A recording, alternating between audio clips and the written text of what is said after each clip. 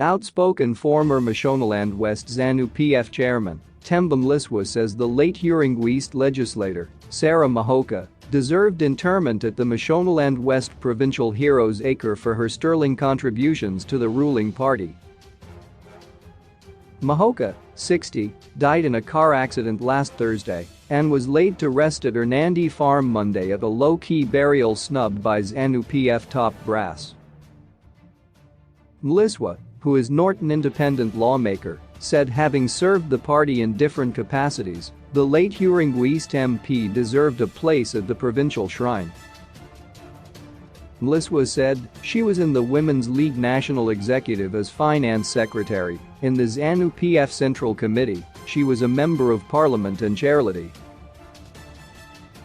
It is one's CV, curriculum vitae, that must speak, not that she sold out.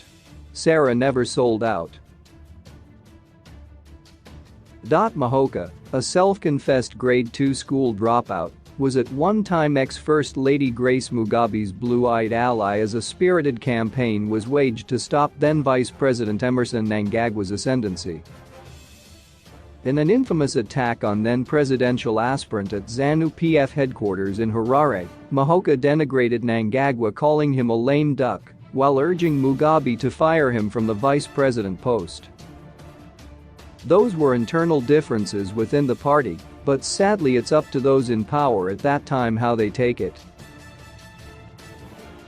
But were they also not part of a faction, so why hate another faction and say they had sold out? Give Caesar what belongs to Caesar, acknowledge what she did, said Mliswa.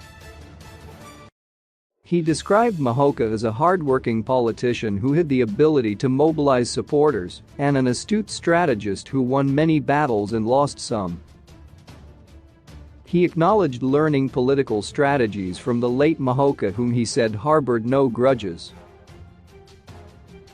Zanu PF ostracized Mahoka and treated her unfairly, Mliswa said. When the Gamatox thing came in, they frustrated her.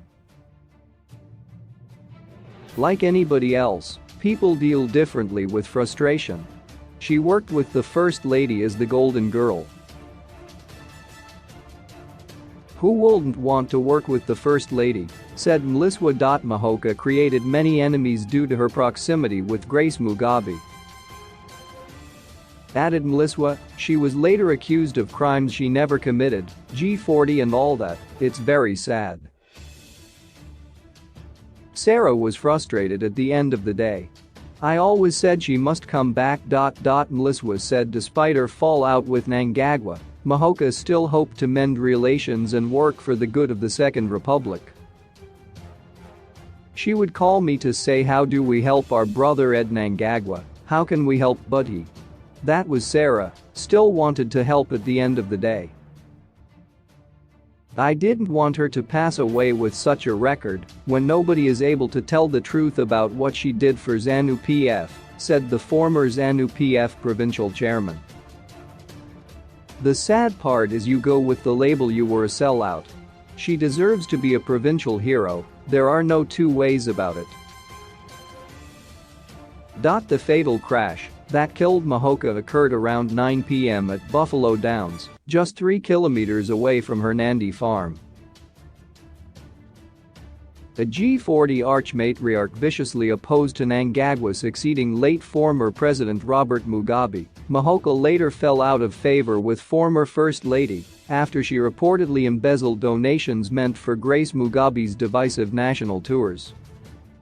Following Mnangagwa's rise to power, the former legislator was fired from Zanu PF and tried to revive her career contesting the parliamentary seat on an opposition National Patriotic Front (NPF) ticket but lost.